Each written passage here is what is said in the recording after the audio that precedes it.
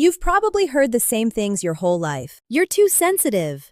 You need to toughen up. Don't take things so personally. Maybe you've even apologized for your emotions more times than you can count. But what if all of that was based on a misunderstanding? There's nothing wrong with you. You're not weak, and you're definitely not a mistake. What you are, what science would call you, is a highly sensitive person. But let's use a better term.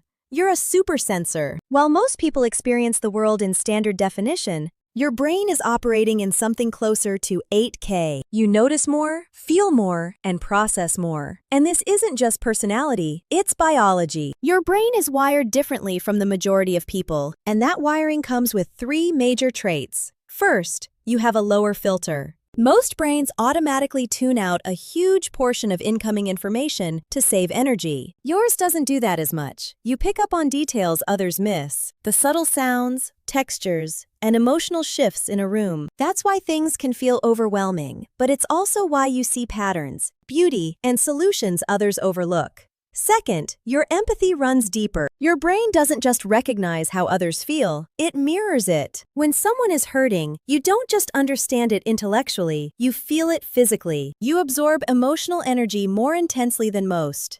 Third, you process things deeply. You might think you're slow to respond or that you overthink, but what's actually happening is far more complex. Your mind is connecting the present to past experiences, anticipating outcomes, and analyzing meaning all at once.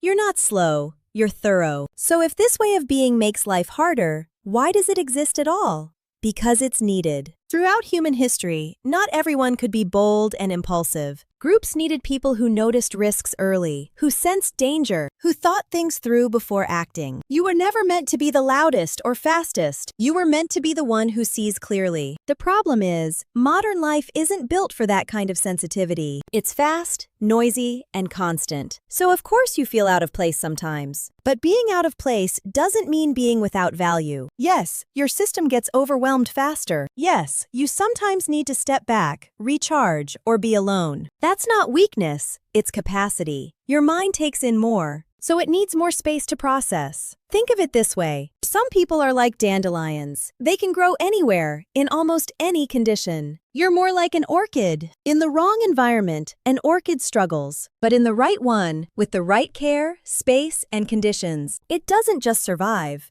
It thrives in a way that's rare and extraordinary. You don't need to become less sensitive to succeed.